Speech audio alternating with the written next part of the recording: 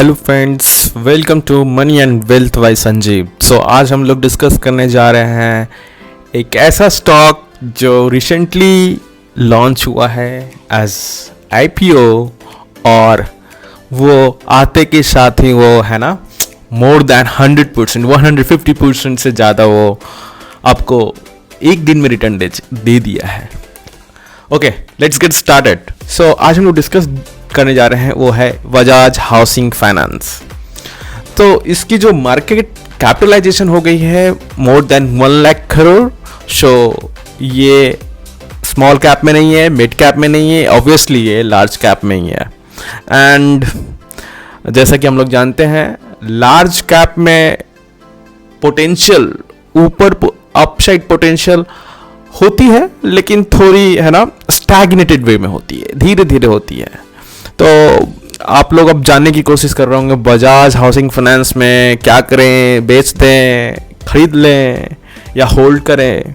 Let's get started. हम लोग वो उसके बारे में भी जानेंगे क्या करना है हमें, है ना। तो फर्स्ट ऑफ ऑल यदि आप है ना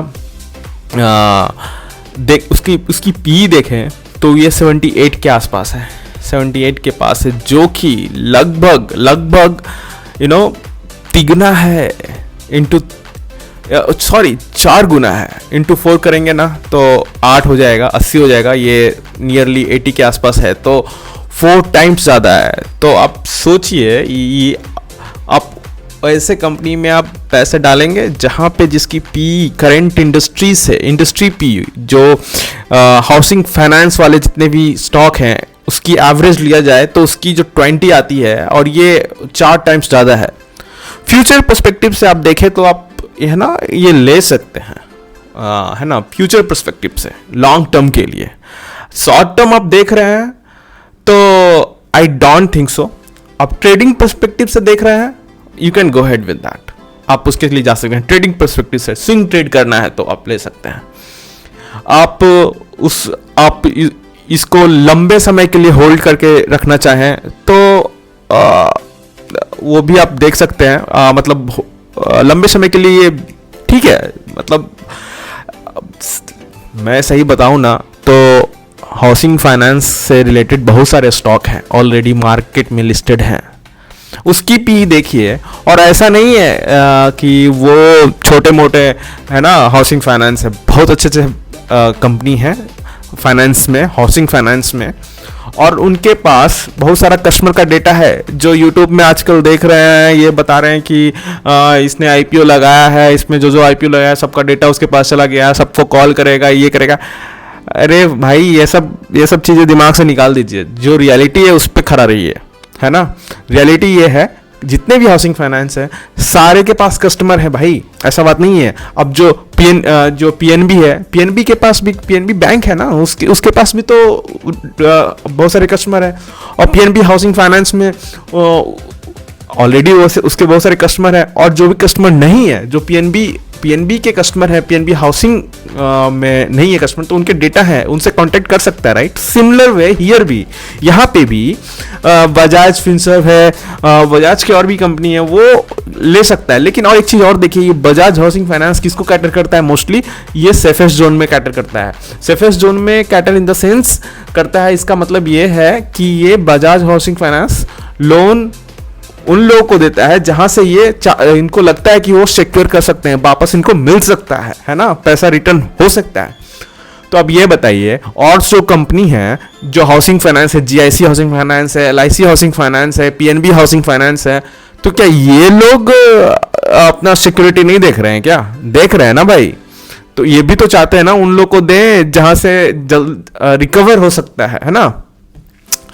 तो आप उस हिसाब से आप देखिए, तो इसकी आप उसमें इन्वेस्ट करिए जिसकी पी कम है। यदि लॉन्ग टर्म में जाना चाहते हैं तो मेरा ये मानना है, लॉन्ग टर्म में यदि हमको जाना है, लॉन्ग टर्म के लिए हम इन्वेस्ट करें तो हम उसमें इन्वेस्ट करते हैं जिसकी पी कम है ना, क्योंकि उसकी ग्रोथ पोटेंशियल ज़्यादा हो जाएगी, है ना। और इसकी ऑलरेडी 4 टाइम्स पी है, तो ये बाकायदा आप देखते रहिएगा, ये मार्केट इसको असली वैल्यू पे तो ले आएगी, है ना। इसकी जो असली वैल्यू है वहां तक तो ले आएगी, नीचे गिराएगी मैं नहीं गिराऊंगा ये मार्केट गिराएगी। बड़े बड़े जो प्लेयर्स हैं ना, वो तो अभी आपको क्या करेंगे, आपको मार्केट को बढ़ाएंगे, आपको थमाएंगे अपना शेयर और निकलते बनेंगे भाई। आप थम ले जाओ, आप पकड़ो और वो निकल गए, फिर आप लेके बैठ के रोओगे।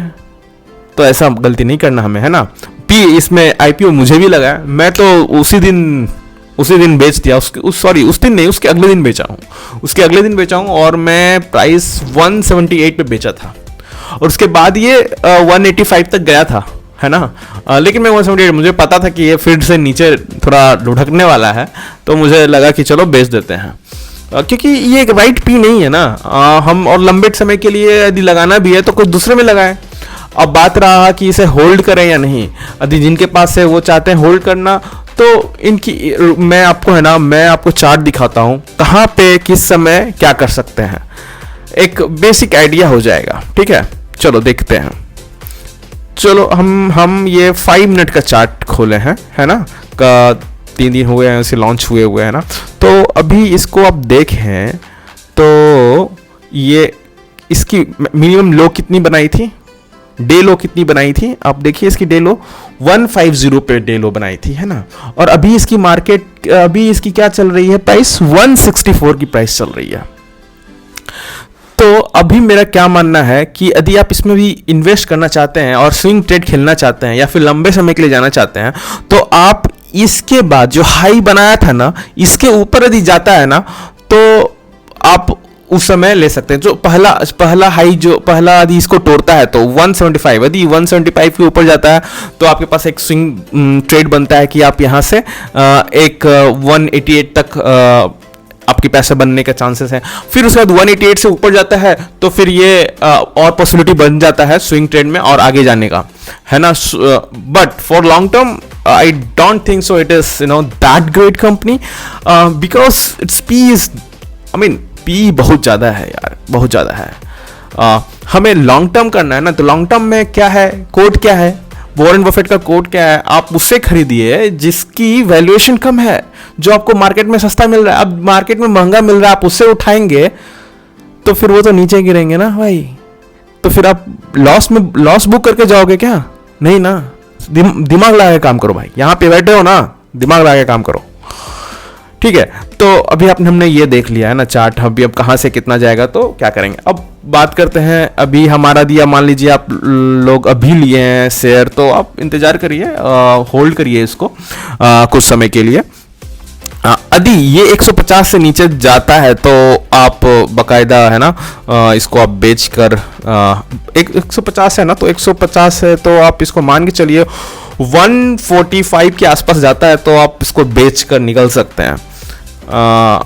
और यदि से होल्ड रखना है, अभी फिलहाल तो जिस पोजीशन पे है उस पोजीशन पे ये बोल रहा है होल्ड रखने के लिए। यदि नीचे जाता है तो सेल करिएगा, और इससे ऊपर जाता है 176 से ऊपर जाता है तो थोड़ा क्वांटिटी और ऐड कर सकते हैं, और 188 से ऊपर जाता है तो again you have the good strength, market आपको इसको स्ट्रेंथ दे रहा है और जा सकता है ऊपर, है ना। लेकिन अभी आप देखिए इसकी, है ना, 5 मिनट का टाइम फ्रेम हम निकाल कर देख रहे हैं तो ये अभी इसकी RSI नीचे जा रही है बिटवीन लाइक 54 के आसपास है, और इसकी DMI देखें तो both of the graph is going downwards. Let's see what it has to be there in next few weeks, अगले कुछ वीक में क्या करता है, and then okay, so okay let's check. ये हम लोग चेक करते हैं एक वीक में ये कहाँ कैसा ग्राफ दिया है। सो स्टार्टिंग हुआ था ये 158 क्या 156 लो लगाया था, I think so, right. So launch IPO तो आया था 165 या 165, उसी के प्राइस पे भी है। तो अभी आप थोड़ा मैंने जैसा आपको बोला ना, अभी होल्ड करने वाला समय है क्योंकि उसी के आसपास है, पॉसिबिलिटी है कि आगे जाएगा अभी ऊपर, और यदि नीचे जाता है 150 पे नीचे जाता है तो आप इसको सेल करिएगा। होल्ड अभी जो भी जिस पोजीशन पे वो होल्ड होगा, और बाई आपका बनेगा जब इसे ऊपर और जाता है तो आप बाई कर सकते हैं। For long term view it is again I said आपको कि आप उस पर फोकस करिए जिसकी पी कम है, जिसकी वैल्यूएशन कम है, मार्केट इसको वैल्यू कम दे रही है, उस पर आप गेम खेलिए, है ना। Okay, that's all.